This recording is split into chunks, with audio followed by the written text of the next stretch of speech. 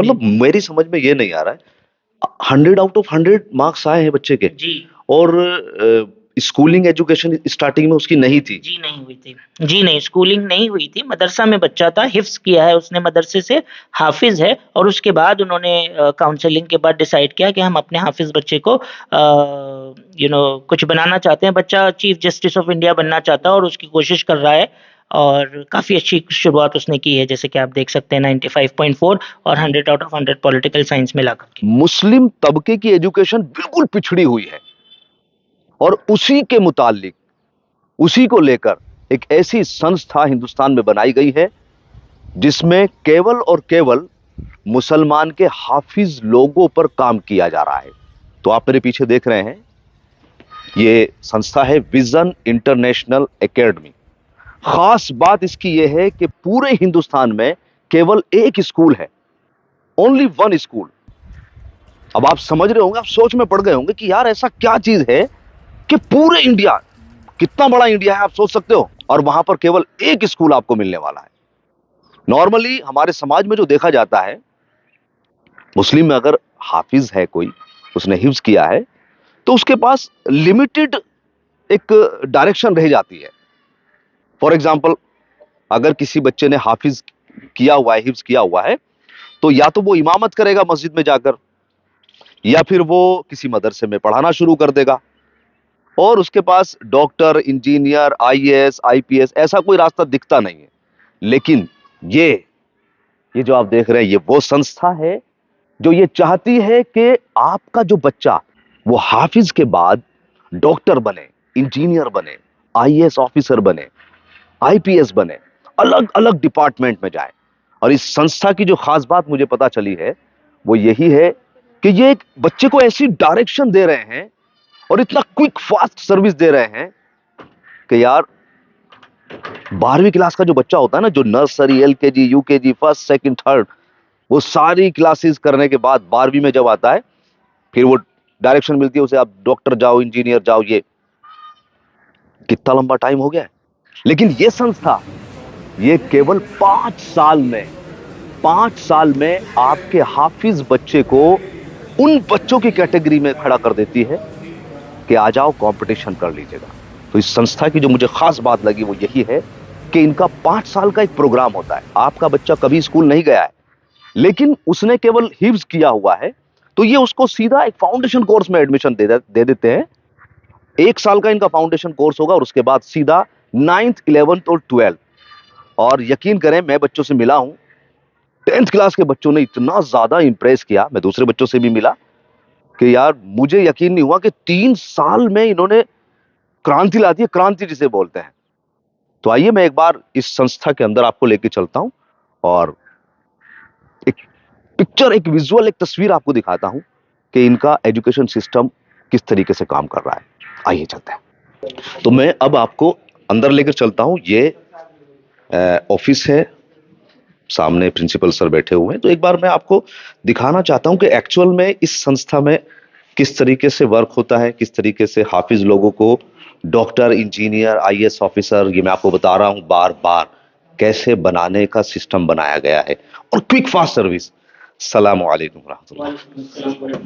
कैसे हो सर? अल्हम्दुलिल्लाह।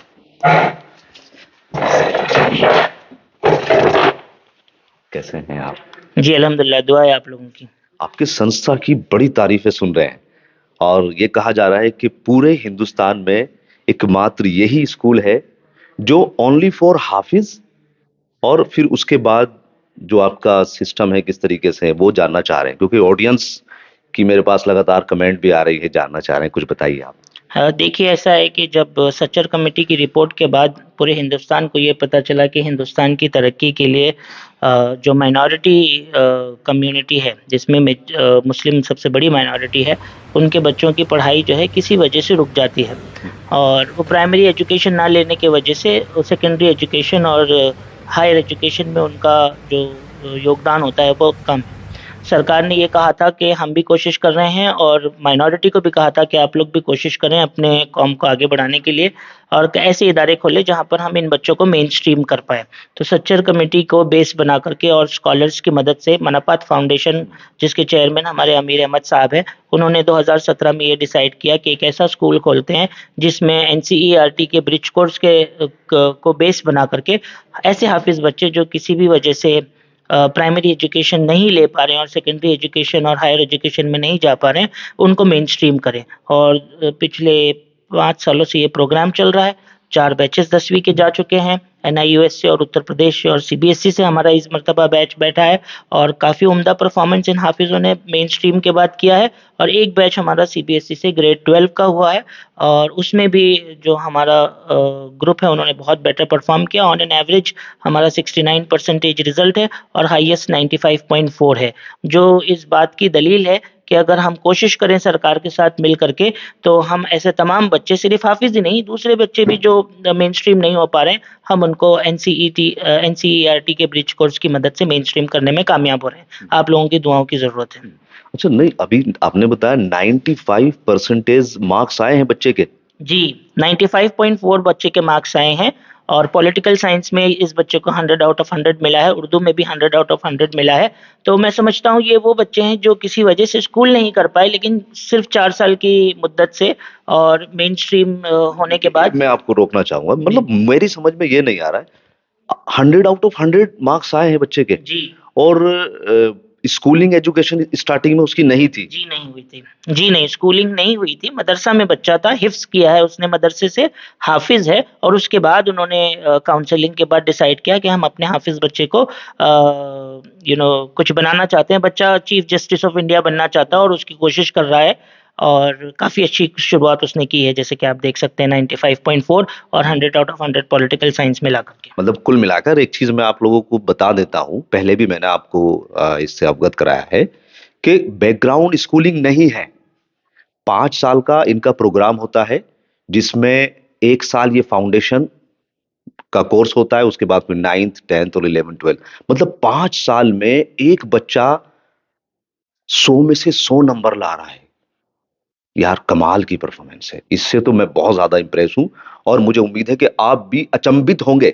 नॉर्मली हमारे जो बच्चे हैं वो सीबीएसई में पढ़ते हैं और ये संस्था भी सीबीएसई की है और उसमें पूरी लाइफ उसके साथ मेहनत करते हुए और फिर बच्चे के 90+ नंबर नहीं बनते और यहाँ पर 100 आउट ऑफ 100।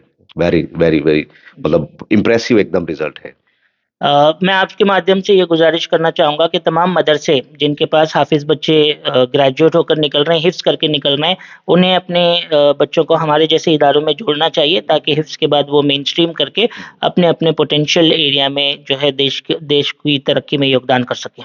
बस मेरा लास्ट क्वेश्चन आपसे ये रहेगा कि क्या इस संस्था में केवल हाफिज लोगों की एंट्री है? मतलब जो मुझे रिसर्च में मिला है, ये कहा जाता है कि पूरे स्कूल में पूरे इंडिया में कोई भी ऐसी संस्था नहीं है जो केवल हाफिजों पर काम कर रही है। आपकी संस्था में हाफिज लोगों पर काम हो रहा है? जी, हमारे संस्था में हाफिज लोगों पर ही काम हो रहा है। ऐसा है कि उत्तर प्रदेश में और दूसरी जगहों में जहाँ हाफिज बच्चे बनते हैं तो उनके परिवार को एक ये परेशानी होती है कि अगर ये दूसरे स्कूल में जाएगा तो जो कलाम पाक उसने याद किया है, जो हमारी होली किताब है, वो भूल सकता है। तो हमने हमारे सिस्टम में उस कलाम पाक को याद उसके रिवीजन का, जिसको हम लोग दौर कहते हैं, उसके रिटेंशन का बंदोबस्त रखा है। तो उससे वो काफ़ी कॉन्फिडेंस हो जाते हैं और अपने बच्चों को यहाँ पर भेजते हैं। वैसे संस्था में कुछ गैर नॉन हाफिज बच्चे भी हैं, अराउंड 6%, और वो लोग भी यहाँ पर से दरसो तदरीस हासिल कर रहे हैं। एक हल्का सा बस लास्ट क्वेश्चन ये है, अगर दिनचर्या की बात करें, जैसे कि हाफिज हैं तो क्या उनका हिफ्स यहाँ पर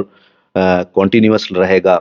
और जो नमाजों की पाबंदी होती है, नॉर्मली सभी ये चाहते हैं कि हाफिज बच्चा अगर जा रहा है कहीं पर भी इदारे में तो वो अपनी नमाज पर कायम रहे और अपने हिफ्स को कॉन्टिन्यूअस आगे बढ़ाए। ऐसे जैसे रमजान अब आने वाला है तो रमजान में ज्यादातर यही होता है कि हाफिज लोग जितने भी हैं कुरान शरीफ को या तो सुनाते हैं या सुनते हैं। ऐसा क्या सिस्टम है बरकरार या डिस्टर्ब हो जाता है? नहीं, डिस्टर्ब तो नहीं होता। हमारे इदारे में जो है 2 मुफ्ती साहब हैं, डॉक्टर वसीम मियां खान साहब और मुफ्ती नसीम साहब।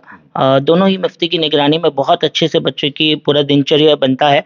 फजर के बाद जो है बच्चा 1 घंटा हिफ्स का दौर करता है और अपने हिसाब से पाँव पारा, आधा पारा, एक पारा याद करता है और ईशा के बाद जो है दोस्तों को सुनाता है। जैसे मदरसों में जोड़ी सिस्टम है और हर हफ्ते में हर बच्चे को 3 से 6 पारे याद करके सुनाने होते हैं, उसका टेस्ट देना होता है। तो शाबान से पहले जो है दो दो दौर बच्चों का अल्हम्दुलिल्लाह निकल जाता। शाबान के वक्त हम दौर का सिलसिला बढ़ा देते हैं, ज़रूरत पड़ने पर दोपहर में भी दौर लगवाते हैं। ईशा में दौर जो है 1 घंटे का होता है ताकि बच्चे जाके तरावी सुनाएं। अब तक के हमारे 114 बच्चे यहाँ से ग्रेजुएट कर चुके हैं, जिसमें से एक बच्चा जो है रशिया से मेडिकल कर रहा है। हमारे पिछले साल के बच्चों में से 7 बच्चे जो हैं बीए एलएलबी कर रहे हैं और हमारे 30 बच्चे जो हैं नीट की तैयारी इस साल देने वाले हैं और 7 बच्चे जो हैं जेईई का एंट्रेंस एग्जाम दे रहे हैं और दूसरे जो है दीगर कोर सब्जेक्ट्स में जुड़े हुए हैं। तो ऑल सेड एंड डन 114 बच्चे यहाँ से ग्रेजुएट हो चुके हैं और अल्हम्दुलिल्लाह सबका हिफ्ज बरकरार है और हमारा एक स्टैंडर्ड ऑपरेटिंग प्रोसीजर है इसको बरकरार रखने का। पूरी कोशिश ये रहती है कि साल भर में हर बच्चे का 3 दौर निकले। जैसे हमारे असरी एग्जाम्स होते हैं, हर असरी एग्जाम्स में हिफ्ज का भी एग्जाम होता है ताकि बच्चा अपना हिफ्ज ना भूले और by the grace of Almighty we have been able to retain the hifz of all the hafiz that we have till now। और ये हमारा सबसे पहला प्रॉमिस है मदरसा के लोगों को और हाफिज और आलिम के हाफिज बच्चे के परिवार को कि इंशाल्लाह आपका बच्चा हमारे स्कूल में आएगा तो उसके हिफ्ज की पूरी हिफाजत अल्लाह की आपकी दुआओं के साथ और अल्लाह के करम से हमारे पास उसका बंदोबस्त बहुत बेहतरीन है। मतलब अर्ली मॉर्निंग जो है, जो आप समझ पा रहे होंगे कि अर्ली मॉर्निंग सुबह में हिफ्ज का इनका कॉन्सेप्ट चलता है, फिर रात के टाइम भी हिफ्ज बच्चा जो है ना एक बार रिवाइज करता है और जो स्कूलिंग टाइम होता है वो बिल्कुल सेपरेट है। उस पर इनका फोकस रहता है कि वो स्कूल में बच्चा जो सीख रहा है वो एक प्रॉपर स्टाइल में सीखे। उसके बाद जो नॉर्मली हम देखते हैं हमारा बच्चा जो ट्यूशन वगैरह जाता है, शाम को भागा इधर से इधर जाता है, वो भी यहाँ पर नहीं है। यहाँ पर हॉस्टल सिस्टम है और वहाँ पर टीचर्स उन स्टूडेंट्स के साथ अवेलेबल रहते हैं। उनको अगर कोई क्वेरी होती है, कोई प्रॉब्लम होती है तो हाथों हाथ उनको सॉल्यूशन भी मिलता है। तो एक बहुत ही जबरदस्त संस्था है और अगर आपके बच्चे भी हाफिज कर चुके हैं और उनकी एज लिमिट, कुछ एज लिमिट का भी हिसाब है जी 12 प्लस है जो गवर्नमेंट का एज लिमिट है। फाउंडेशन कोर्स जो 8 स्टैंडर्ड के लिए होता है उसके उन बच्चों को हम अपने पास एडमिशन देते हैं। तो अगर आपका बच्चा हाफिज है, हिफ्ज कर लिया है और 12-13 साल उसकी उम्र है तो आप जरूर इस संस्था पर विजिट करें। पूरी डिटेल स्क्रीन पर आपको मेंशन है। आइए, मिलिएगा और अपने बच्चे की कामयाबी पर एक कदम आप भी बढ़ाइएगा। आप देख रहे थे द नॉइज। नमस्कार।